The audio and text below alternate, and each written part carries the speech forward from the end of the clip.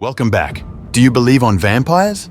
If not then, by the end of this video, your perception will surely change. Because in today's video, we are going to discuss the book Interview with the Vampire, in which a vampire will tell his story to the interviewer, where a reporter gets way more than they bargained for when a charming yet bloodthirsty vampire spills the beans, or should we say, the blood, on his immortal woes. So be ready for this thrilling ride. Firstly, let's talk about what is vampire. In folklore, vampires are mythical creatures who sustain themselves by feeding on the blood of the living. Traditionally, they are depicted as undead beings with an aversion to sunlight, a dependence on blood, and superhuman strength. They are often portrayed as charming but dangerous, struggling with the duality of their human desires and their monstrous needs. Modern vampire stories have evolved, exploring themes of immortality, loneliness, and the nature of good and evil. Now let's get inside the thrilling story. Chapter 1. The Plantations of Louisiana, 1791. Our journey commences in the lush and humid landscape of 18th century Louisiana, where the de Pointe-du-Lac plantation stands as a testament to wealth and privilege. Here,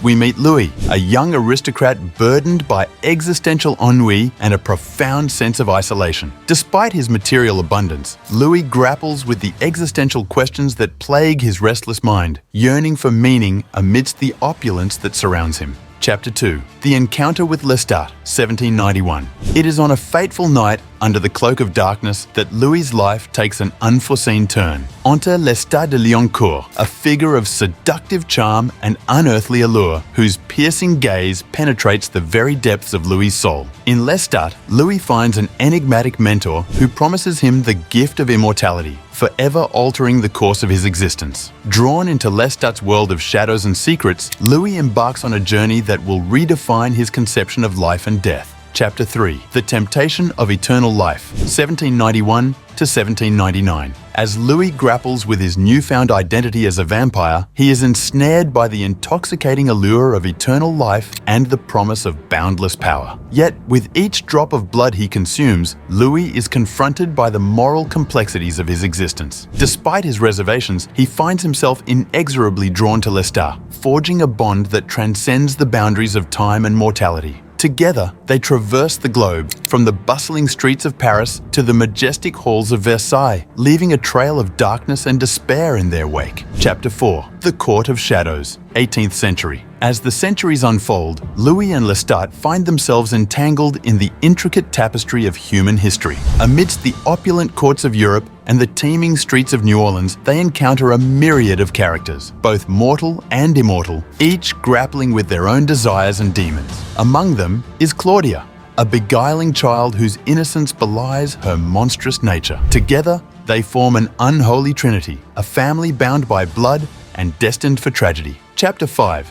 The Dance of Death, 18th century. As Louis, Lestat, and Claudia's bond deepens, so too does their longing for a life beyond the shadows. Yet, their quest for redemption is fraught with peril as they navigate a treacherous world of intrigue and betrayal. Betrayal lurks around every corner, and Louis must confront the bitter truth. In a world ruled by darkness, love is the greatest weapon of all. Despite their best efforts to defy fate, tragedy strikes, leaving a trail of devastation in its wake. Chapter 6. The Legacy of Louis de Pointe-du-Lac, 19th century. In the twilight of his existence, Louis is confronted with a choice that will shape the course of his destiny. Will he embrace the darkness that lies within, or will he find the courage to forge his own path? As he grapples with the specter of his own mortality, Louis embarks on a journey of self-discovery, seeking solace in the arms of strangers and the embrace of oblivion. Yet, even as he confronts the demons of his past, he is haunted by the legacy he leaves behind, a legacy of pain, loss, and unfulfilled desires. Chapter 7. The Confrontation,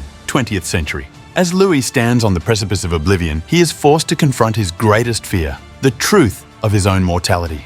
In a final, desperate bid for redemption, he must confront the demons of his past and the specter of his own existence. But with darkness closing in on all sides, will he find the strength to overcome? Or will he succumb to the abyss that beckons him ever closer? Chapter 8. The Dawn of a New Era, 20th century. In the end, it is not the darkness that defines us, but the light that shines within. As Louis's tale draws to a close, we are left with a sense of awe and wonder at the resilience of the human spirit. For in a world ruled by shadows, it is our capacity for love and compassion that truly sets us free. As the dawn breaks on a new era, we are reminded that even in the darkest of nights, there is always a glimmer of hope. That was the core findings from the book. In Interview with the Vampire, we discover some key points. Number 1. Immortality isn't a dream, it's a burden. Loneliness and a yearning for connection plague vampires despite their power. Number 2. Good and evil get blurry. The line between human desire and monstrous needs becomes a constant struggle. Number 3. Choices have lasting consequences. The characters grapple with the weight of their decisions in a life without end. Interview with the Vampire is a timeless tale of love and loss, of darkness and redemption. Through the eyes of Louis de Pointe-du-Lac, we are invited to explore the depths of our own humanity, to confront the darkness that lies within, and to embrace the light that guides us home. So let us raise our glasses to Anne Rice, the master storyteller who has illuminated the shadows of our hearts and shown us that even in the darkest of nights, there is always a glimmer of hope. That was all from the book. Now let's explore what science says about vampires. They exist or not? Scientifically speaking, vampires are firmly in the realm of fiction. There's no evidence to support their existence. Our understanding of biology makes their traits implausible. Blood wouldn't be a complete diet, and sunlight sensitivity or aversion to religious symbols have no basis in how living beings function. Additionally, all organisms decompose after death, and the complex needs of a vampire wouldn't be sustained without oxygen. While folklore and legends offer intriguing narratives, science provides no support for these mythical creatures. That was all for today. Give your views in the comments section and don't forget to subscribe. Thank you!